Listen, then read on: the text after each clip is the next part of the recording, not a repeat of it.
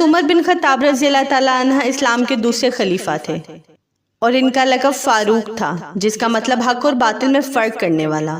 حضرت عمر کو یہ لقب حضرت محمد صلی اللہ علیہ وآلہ وسلم کی طرف سے ملا۔ حضرت عمر مکہ میں پیدا ہوئے۔